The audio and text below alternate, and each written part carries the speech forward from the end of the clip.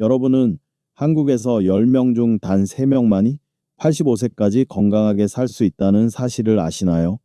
나머지 7명은 보통 75세에서 80세 초반 사이에 갑자기 건강이 무너져 침대에 누워 지내게 됩니다. 어제까지만 해도 걷고 아침을 먹고 시장에 나가던 분들이 단 한 번의 사건으로 다시는 일어나지 못하게 되는 것이지요. 저는 응급실과 치료병동에서 30년 넘게 근무하며 이러한 상황이 수없이 반복되는 것을 목격했습니다. 제 소개를 드리자면 저는 내과 전문의 김성훈입니다. 40년 넘게 의사로 일해왔고 서울대학교 의과대학을 졸업했습니다. 현재는 노인의료센터에서 노인 건강 상담을 맡고 있습니다. 근무를 하면서 깨달은 점은 80세를 넘기지 못하는 분들에게는 4가지 공통점이 있다는 것이었습니다. 다행히도 그것은 충분히 피할 수 있는 것들입니다. 일찍 알수록 빨리 바꿀수록 더 건강하고 오래 살 수 있습니다. 조금 자랑처럼 들릴 수 있지만 제가 센터에서 상담을 시작한 이후 제 지도를 따른 노인의 87%가 85세를 건강하게 넘겼습니다. 이는 매우 높은 비율입니다. 비결은 특별한 유전자나 값비싼 건강보조식품에 있지 않습니다. 그저 일상생활에서 쉽게 실천할 수 있는 4가지 습관에 있을 뿐입니다. 오늘 영상에서는 그 4가지 중요한 습관을 여러분께 나누어 드리겠습니다. 제가 천천히 또렷하게 말씀드릴 테니 쉽게 이해하고 따라 하실 수 있을 겁니다. 끝까지 들으신다면 작은 변화만으로도 몸이 더 유연해지고 기억력이 더 맑아지는 방법을 알게 되실 겁니다. 그로 인해 여러분은 충분히 85세, 나아가 100세까지도 건강하게 사실 수 있습니다. 반대로 중간에 포기한다면 지금 겪고 있는 피로와 무기력은 점점 심해지고 침대에 누워 지내야 할 날이 예상보다 더 빨리 올 수도 있습니다. 그러니 시작하기 전에 구독과 좋아요를 눌러주셔서 더 많은 분들이 이 유익한 정보를 접할 수 있도록 해주시길 부탁드립니다. 이제 많은 사람들이 85세 전에 쇠약해지는 첫 번째 원인을 살펴보겠습니다. 그것은 바로 체내 수분 부족, 즉 만성 탈수입니다. 많은 분들이 나는 물을 자주 마시는데 라고 생각하시지만 실제로는 체내 수분량이 충분하지 않은 경우가 많습니다.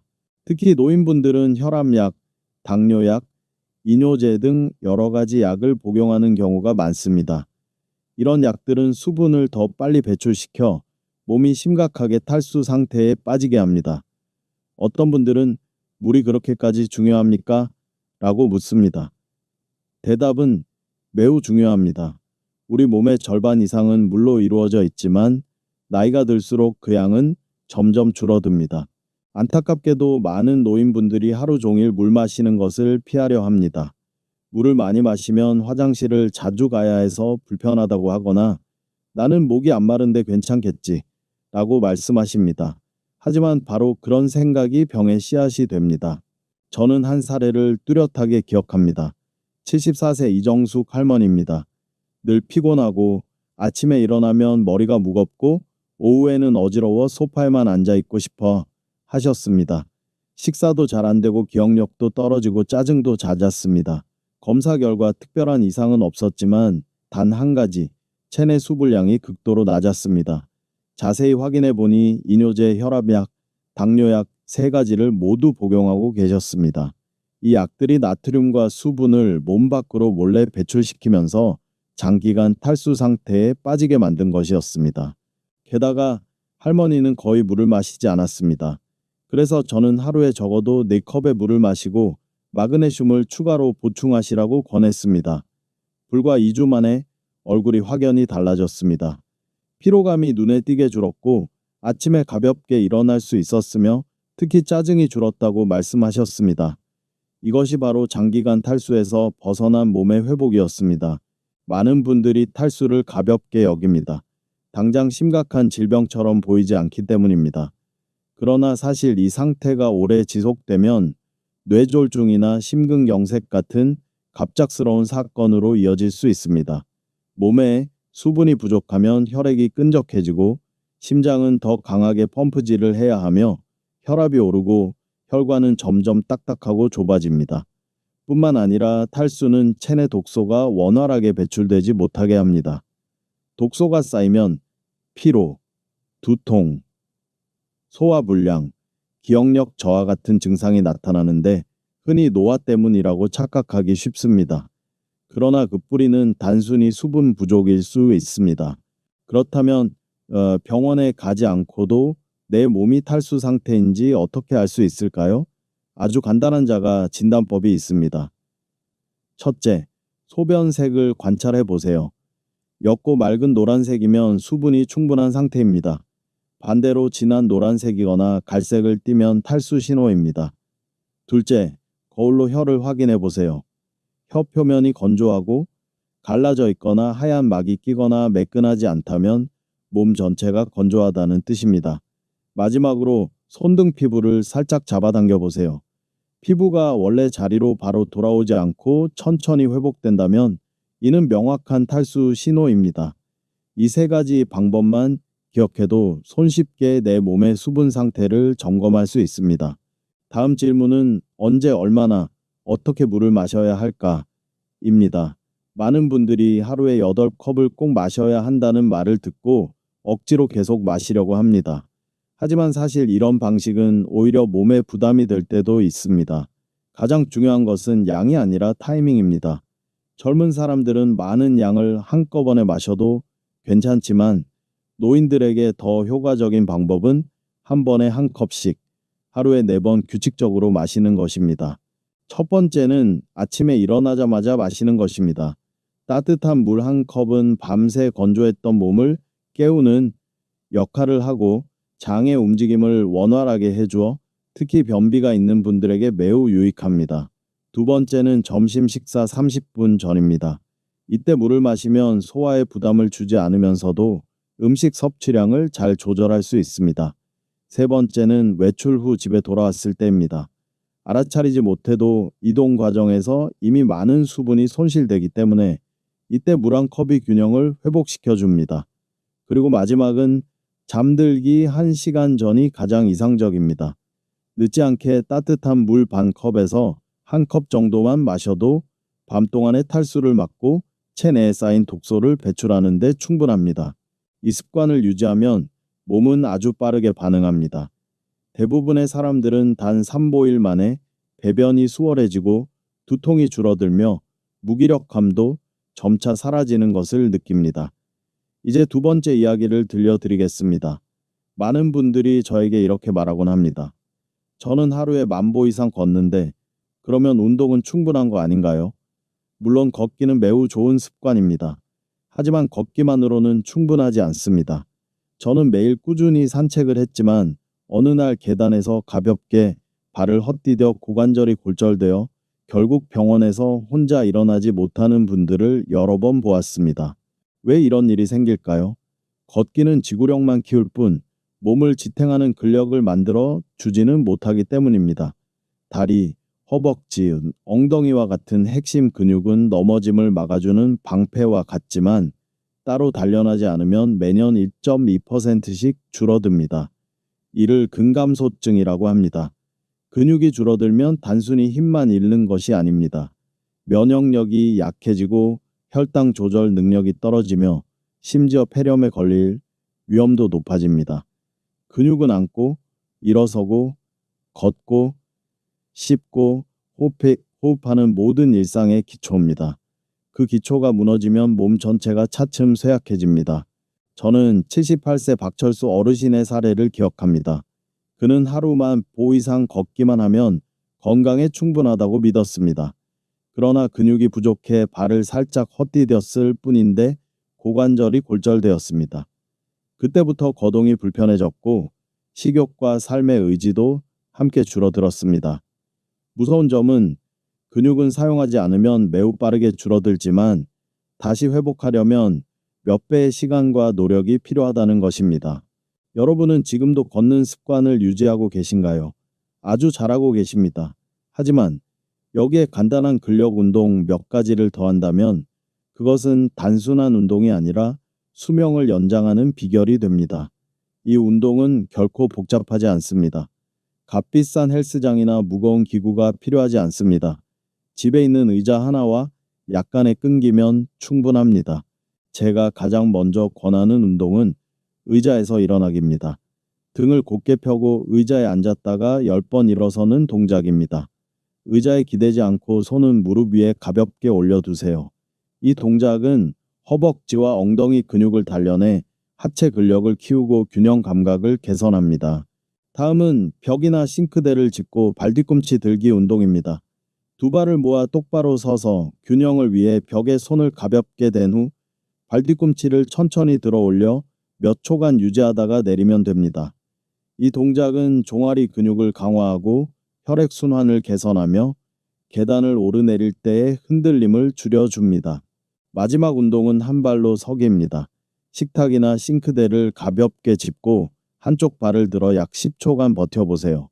처음에는 조금 흔들릴 수 있지만 꾸준히 연습하면 균형 감각이 날마다 좋아집니다. 이 세 가지 운동은 비록 단순하지만 효과는 매우 큽니다. 집에 있으면서도 할 수 있고 심지어 휴식하거나 TV를 볼 때도 가능합니다. 가장 중요한 것은 하루에 몇 번 하느냐가 아니라 꾸준히 하느냐입니다. 흔히 하루 10분 운동은 병원에서 10일을 막아준다 라는 말이 있습니다. 이 말은 특히 이런 근력 강화 운동에 그대로 들어맞습니다. 하지만 한 가지 꼭 기억하셔야 할 점은 절대로 무리해서는 안 된다는 것입니다. 오늘은 2번밖에 못했더라도 내일은 서서히 3번으로 늘려보세요. 그리고 날카로운 통증이 있거나 관절에 불편함이 느껴진다면 잠시 멈추고 쉬어야 합니다. 그것은 몸이 보내는 신호이기 때문입니다. 이제 3번째 공통점으로 넘어가겠습니다.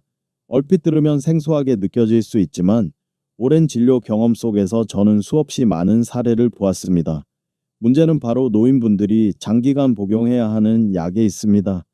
우리는 종종 약이병을 고쳐주는 동시에 몸에서 어떤 것들을 몰래 빼앗아 간다는 사실을 잊곤 합니다.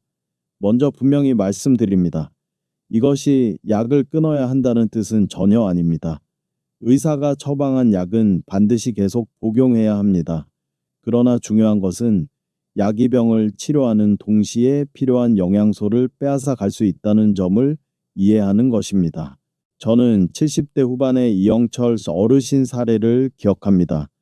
그는 건강에 매우 신경을 쓰는 분으로 고혈압, 당뇨, 고지혈증 3가지 만성질환을 가지고 있었기에 약 복용을 철저히 지켜왔습니다.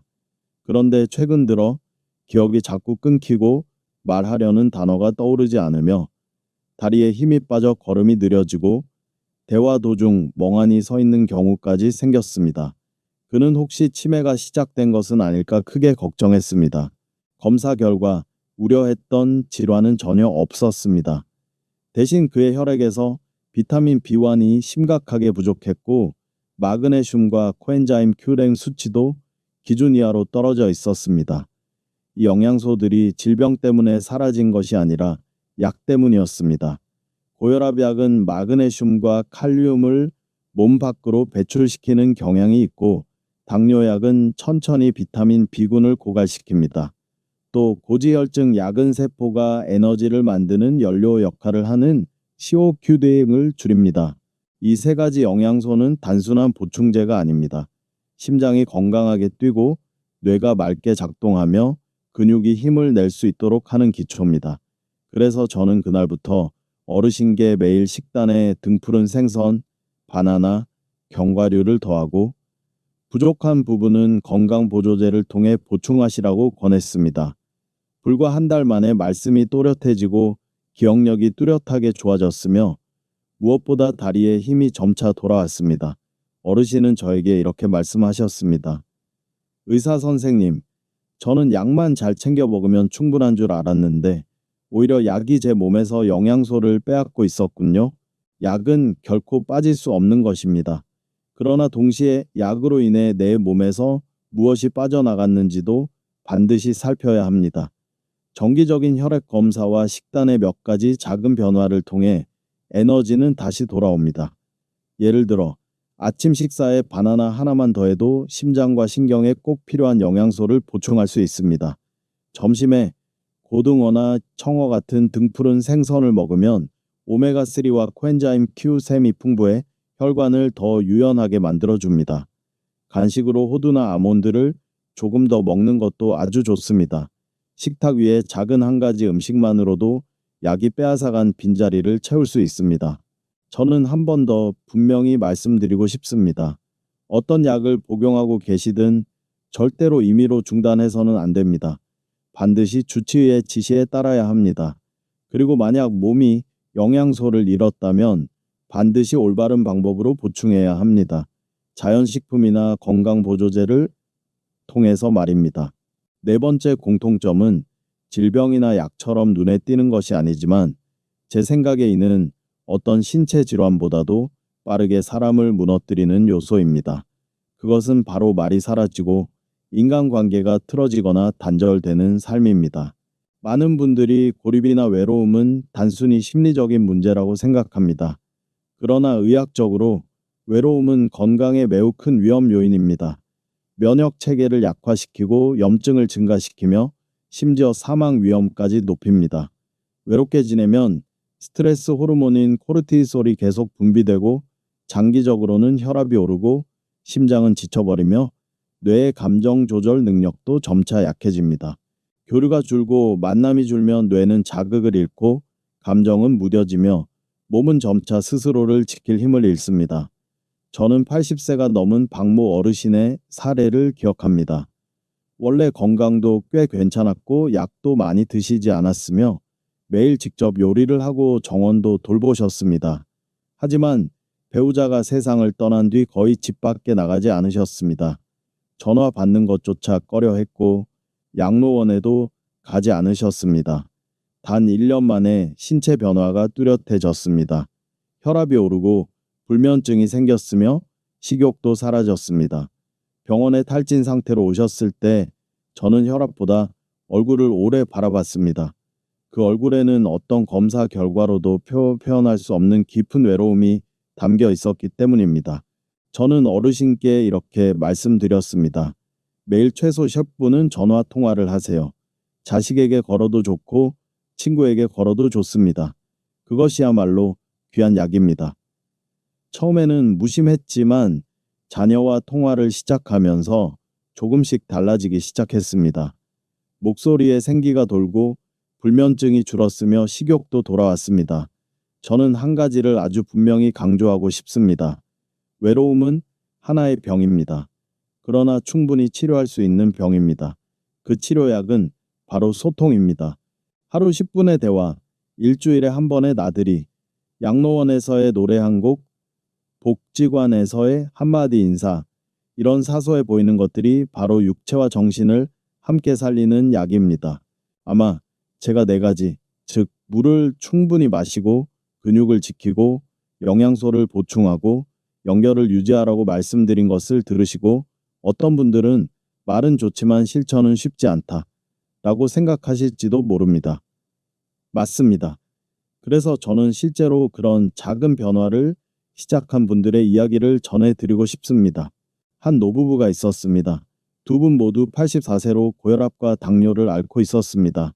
몸은 야위고 기력이 쇠해 매일매일이 힘겹게 느껴졌습니다.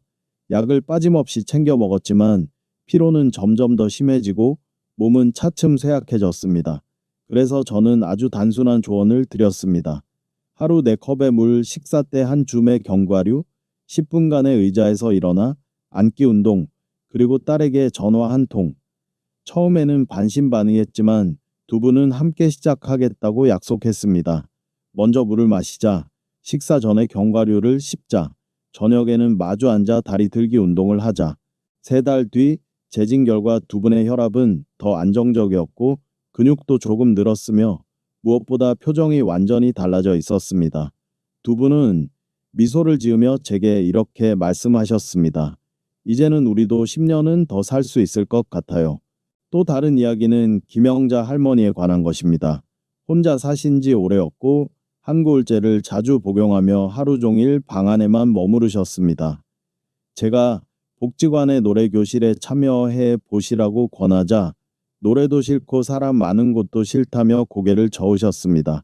그러나 어느 날 복지관 앞 벤치에 앉아 쉬다가 우연히 음악 소리를 듣고 호기심에 발걸음을 옮겼습니다.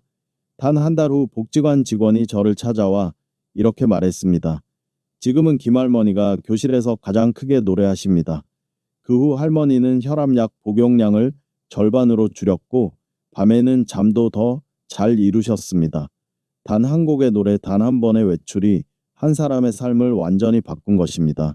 아마 여러분은 이렇게 궁금해 하실 겁니다. 그렇다면 일상에서 당장 어떻게 시작해야 할까요? 이해를 돕기 위해 누구나 실천할 수 있는 간단하면서도 충분한 하루 일정표를 알려드리겠습니다. 아침에는 일어나자마자 따뜻한 물 한 컵을 마셔 밤새 건조했던 몸을 깨워주세요. 이어서 하트 5분간 깊게 호흡해 폐를 신선한 공기로 가득 채워주세요.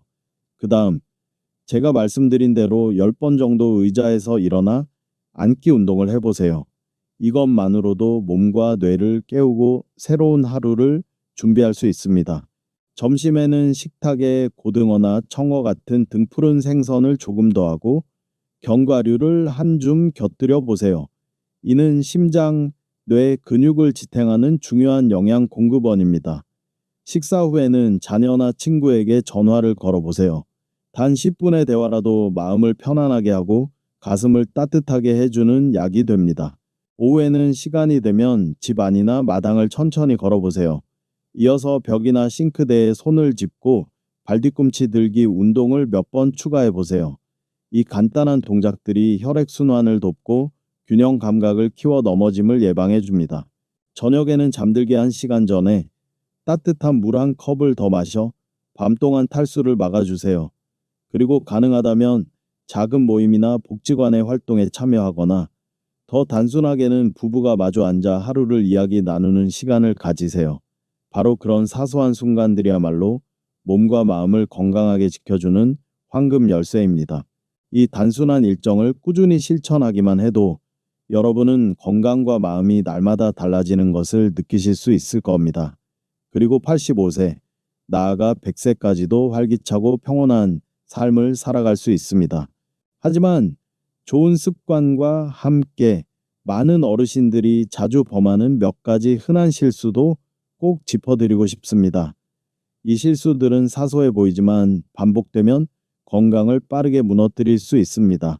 첫 번째 실수는 한 번에 충분히 마시고 끝내자 라는 생각으로 한꺼번에 많은 양의 물을 마시는 것입니다. 이것은 전혀 좋지 않습니다. 짧은 시간에 많은 물이 들어오면 심장과 신장이 갑작스러운 압박을 받아 불편을 일으키거나 기저질환이 있는 분들에게는 위험할 수 있습니다. 중요한 것은 하루에 여러 번 작은 컵으로 올바른 시간대에 규칙적으로 마시는 것입니다. 두 번째 실수는 많이 걷기만 하면 건강을 지킬 수 있다고 생각하는 것입니다. 제가 이미 말씀드렸듯이 걷기는 유연성을 키우는데 매우 좋지만 근육을 유지하기에는 부족합니다. 많은 분들이 하루에 수만 보를 걷지만 작은 걸음에 넘어져 뼈가 부러지기도 합니다. 근육 운동을 소홀히 하면 몸의 기초가 날마다 약해집니다. 세 번째 실수는 몸이 나아졌다고 느끼면 임의로 약을 끊는 것입니다. 이는 매우 위험합니다. 약은 환자의 구체적인 질환 상태를 바탕으로 의사가 처방한 것이며 갑자기 끊으면 심각한 합병증이나 심지어 생명을 위협하는 상황으로 이어질 수 있습니다. 따라서 몸이 좋아진 것 같아도 반드시 의사의 지시에 따라야 하며 임의로 바꿔서는 안 됩니다. 마지막 실수는 스스로를 고립시키는 것입니다. 흔히 자식들에게 폐를 끼치기 싫다는 이유로 그러곤 합니다. 그러나 바로 그 침묵과 닫힌 태도가 몸과 마음을 어떤 질병보다 빠르게 약화시킵니다. 전화 한 통, 짧은 대화, 복지관 활동 한 번, 그것은 결코 남에게 폐를 끼치는 것이 아니라 자신의 건강을 지키는 방법입니다. 우리가 건강하게 독립적으로 지낼 수 있어야 오히려 자식들의 부담도 줄어들고 삶은 더 편안해집니다. 노인 상담을 하면서 저는 몇 가지 반복되는 질문을 자주 받았습니다. 그것들은 모두 일상적인 건강과 관련된 아주 현실적인 질문들이며 이 부분에서 자세하고 알기 쉽게 설명드리고자 합니다. 가장 많이 받는 질문은 건강보조제를 많이 먹으면 오래 살 수 있나요? 입니다. 요즘 TV, 신문, 인터넷에는 건강보조제 광고가 넘쳐납니다. 이것만 먹으면, 저것만 쓰면 건강해지고 오래 살 수 있다고 약속하지요. 그래서 많은 어르신들이 여러 가지 건강보조제를 사서 하루에 10알 넘게 드시기도 합니다. 그런데 정말로 효과가 있을까요? 솔직한 답은 그렇지 않습니다. 건강보조제가 수명을 늘려주는 마법은 아닙니다. 우리 몸이 필요한 영양소는 무엇보다 매일의 식사에서 공급되어야 합니다. 생선, 채소, 과일, 곡류, 견과류, 이것들이야말로 가장 자연스럽고 지속 가능한 영양 공급원입니다. 건강보조제는 정말로 몸에 특정 영양소가 부족할 때만 보충용으로 생각해야 합니다. 예를 들어 고혈압약을 복용하는 사람은 마그네슘이 부족해지기 쉽고, 당뇨약을 먹는 사람은 비타민 B군이 고갈될 수 있으며, 고지혈증 약을 쓰는 사람은 시오글투램이 줄어들기 쉽습니다. 이런 경우에 맞는 보조제를 보충하는 것은 필요합니다. 하지만 무분별하게 여러 종류를 과하게 먹으면 오히려 해가 될 수 있습니다. 신장은 더 많은 일을 해야 하고, 간은 더 많은 대사를 처리해야 하며, 현재 복용 중인 약과의 상호작용 위험도 커집니다. 많은 과학 연구들은 이렇게 보여주고 있습니다. 건강보조제를 많이 먹는다고 해서 오래 살 수 있다는 근거는 전혀 없습니다. 오히려 균형 잡힌 식사, 규칙적인 운동 습관, 그리고 사회적 교류가 바로 장수의 열쇠입니다. 저는 환자들에게 늘 이렇게 말하곤 합니다. 아침에 바나나 하나, 점심에 등푸른 생선 한 조각, 간식으로 견과류 한 줌, 이런 소박한 것들이 값비싼 건강보조제 한 상자보다 훨씬 더 가치가 있습니다. 다음으로 어떤 분들은 저에게 이렇게 말씀하십니다. 선생님, 저도 근력 운동을 하고 싶은데 무릎이 너무 아파서 일어나 앉기를 못하겠어요. 이건 역시 흔한 상황입니다. 무릎 통증, 관절염, 척추 통증 때문에 많은 분들이 운동을 두려워합니다. 그러나 안타깝게도 움직이지 않을수록 근육은 더 빨리 줄어들고 관절은 더 약해지며 통증은 점점 심해집니다. 만약 일어나 앉기를 할 수 없다면 근육을 활성화할 수 있는 가벼운 운동으로 대체할 수 있습니다. 예를 들어 벽에 기대 서서 발뒤꿈치를 드는 동작입니다. 이 운동은 종아리 근육을 단련하고 혈액순환을 개선하며 무릎에 거의 부담을 주지 않습니다. 또 다른 방법은 의자에 앉아 다리를 곧게 뻗고 몇 초간 유지한 후 내리고 반대쪽 다리로 바꿔 하는 것입니다. 이 단순한 동작만으로도 허벅지 근육의 힘을 유지하는 데 도움이 됩니다. 또한 작은 생수병을 들고 팔 운동을 해볼 수도 있습니다. 0.5리터짜리 물병을 들고 여러 번 들어 올렸다 내리면 팔과 어깨 근육을 단련할 수 있습니다. 우리 몸은 다리 근육만 중요한 것이 아니라 전체 근육이 다 중요합니다. 작은 동작이라도 꾸준히 하면 근육이 지나치게 빨리 소실되는 것을 막을 수 있습니다. 저는 또한 강조하고 싶습니다. 운동은 반드시 고통을 동반할 필요가 없습니다. 만약 운동 중에 관절이 날카롭게 아프다면 즉시 멈추어야 합니다. 통증은 몸이 보내는 신호입니다. 더 가볍고 적합한 동작으로 바꾸어야 합니다. 반대로 단순한 근육 피로감이라면 그것은 좋은 신호로 근육이 단련되고 있다는 뜻입니다. 또 다른 질문은 제가 신장 질환이 있는데 물을 많이 마셔야 하나요? 입니다. 이 질문은 제가 정말 많이 듣는 질문입니다.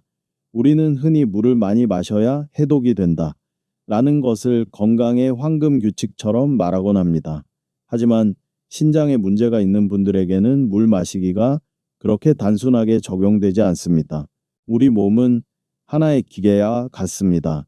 신장은 필터처럼 노폐물을 걸러내고 체의 균형을 유지하는 역할을 합니다.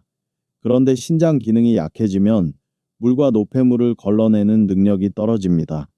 이때 한꺼번에 많은 양의 물을 마시면 여분의 물이 몸에 쌓여 배출되지 못합니다. 그 결과 부종, 호흡 곤란이 생기고 심장에 더 큰 부담이 갑니다.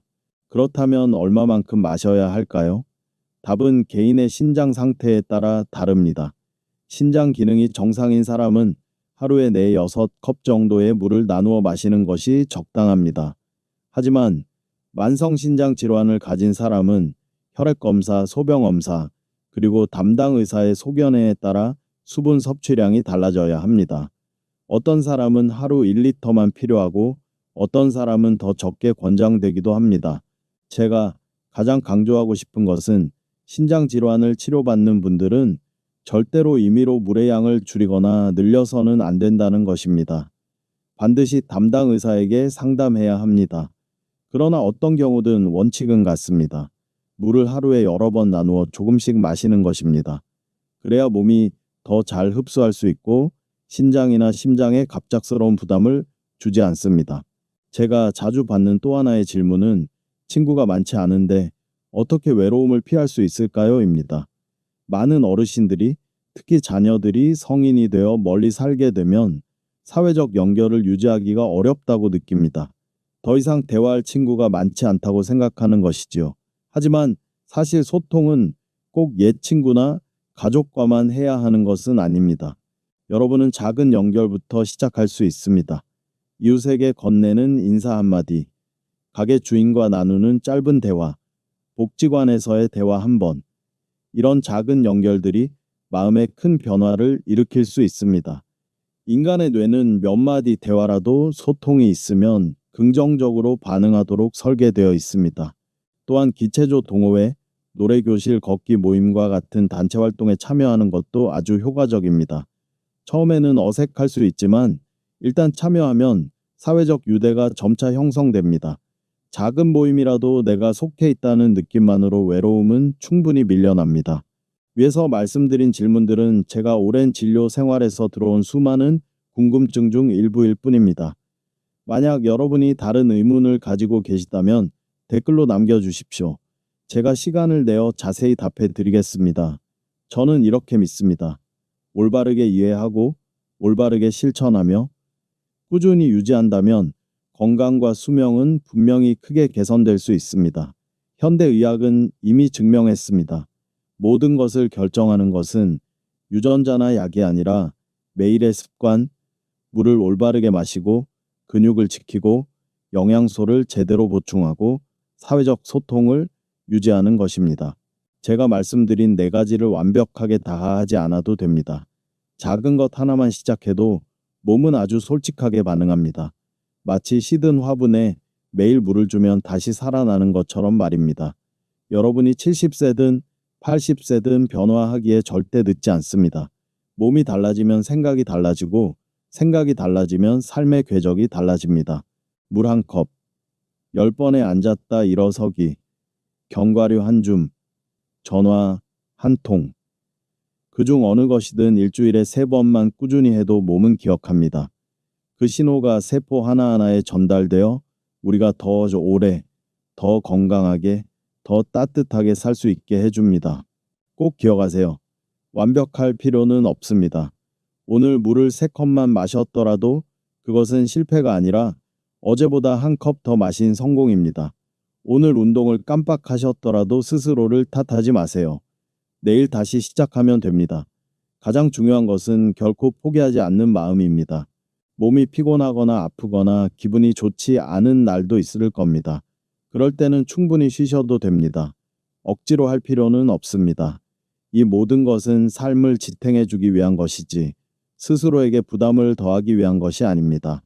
그리고 마지막으로 이 모든 것의 진짜 목적을 다시 한번 생각해 보시기 바랍니다. 오래 사는 것, 물론 중요합니다. 하지만 그보다 더 중요한 것은 사랑하는 사람들과 더 많은 시간을 보내는 것입니다.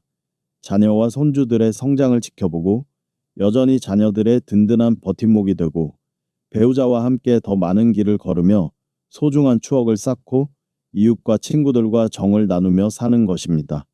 결국은 일상에서 가장 소중한 것들을 더 오래 누리기 위해서입니다. 오늘 제 이야기가 여러분께 작은 변화를 가져올 수 있다면 저는 그것만으로도 큰 보람을 느낍니다. 이 영상이 유익하다고 생각되신다면 구독과 좋아요를 눌러주시고 소중한 분들과 공유해 주세요. 진심으로 여러분의 건강과 행복 그리고 긴 삶을 기원합니다. 다음에 더 유익한 내용으로 다시 찾아뵙겠습니다. 감사합니다.